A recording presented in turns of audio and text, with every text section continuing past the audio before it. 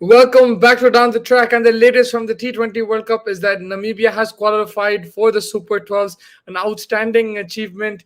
They have defeated Ireland, who is a test playing nation. They've defeated them and made it to the Super 12s, a historic moment for Namibia.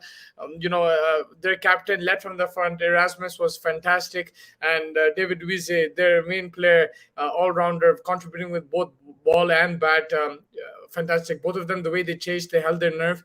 It was an outstanding chase. I felt 125, 126 was kind of competitive because it was a slow wicket and Ireland were in the game until these two, last 4 or 5 overs, they just kept their composure. They found the boundaries at will and made sure that they guided the team through. I think it all started, after the seventh over of the first innings. If you look, it was 62 for 0 7 overs. Sterling and Kevin O'Brien got it off to a really good start. Sterling with 38 of 24 balls, Kevin 25 of 24. It was a very good start there. But the way Namibia pulled it back, again, you have to give credit to David Wiese, 4 overs, 22 runs, 2 wickets. And Jan Frillink, he was brilliant, 4 overs, 21 runs, 3 wickets. That period from 8th, 9th over to the 20th over, Namibia pulled things back. It could have easily been a 150, 160 score, which would have been highly, highly competitive and almost match winning.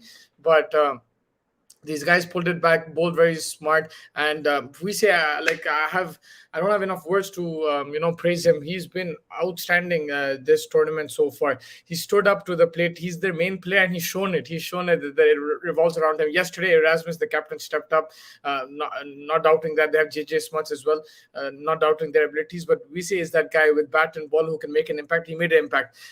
2 wickets in his 4 overs under six economy, and then with the bat 28 of 14, 2 sixes and a four. Outstanding stuff. When your main player plays like that, it gives you so much confidence, and it can take you different levels. It's a team sport, of course, but it lifts the other players. Today, Erasmus got that support from Wiese, so he also batted on. Franklin with the ball, he got support from Wiese. He also picked up wickets. So when your main player is playing like that, it just gives all the other teammates a lot of confidence and boosts their energy. And it was a brilliant performance in the end. Congratulations to Namibia qualifying for the Super 12s. Ireland will be very disappointed. Testing nation, they should have qualified from here.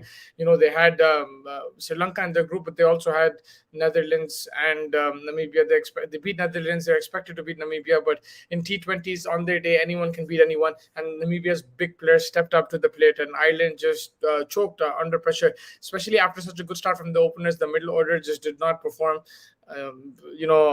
If you just look at Delaney, Curtis Camphor, even the captain, Balber Brime, none of them just stepped up to the plate. And I felt the middle order was kind of weak this tournament. You didn't have Neil O'Brien, you didn't have so many other players there from Ireland, and it lacked. I think they were too top heavy, and it caused some issues for them. Their bowling, I felt they were pretty good in the beginning, but then in the end, the likes of Craig Young got hit.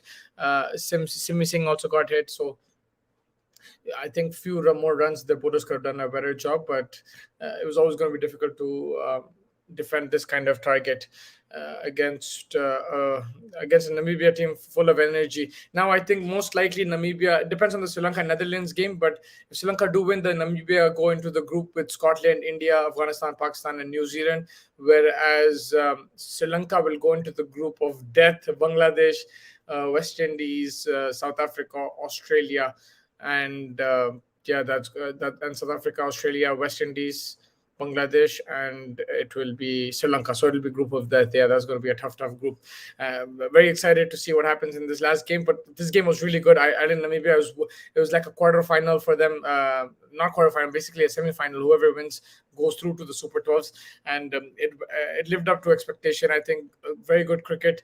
Ireland started off well, then tapered off. Namibia, the way they came back, the way they fought back from a situation which looked tough, because 70 and 8 overs, and then you're scoring 160, 170 on a Sharjah slow wicket.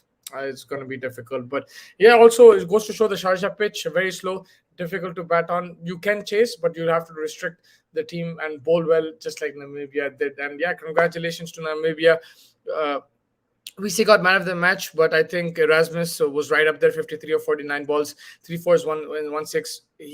His strike rate was half of VC's. VC was striking at 200, but just the captain playing the like staying there, making sure no wickets were gone, soaking up the pressure. Credit to him. VC, of course, like I agree with that man of the match, but I'm just saying Erasmus could have also been. But VC's impact with bat and ball just unbelievable, and he's been the star of the tournament so far for me. If you look at the qualifiers, he's been fantastic. Hopefully he does well in the Super 12s as well. But I think that's it from me from down the track. Make sure you stay tuned for the latest content. We still have plenty of stuff coming up before the matches start tomorrow, so make sure you tune in with your questions and everything and your comments, and yeah, we'll get you the latest from the T20 World Cup. Thank you so much for joining me. Take care.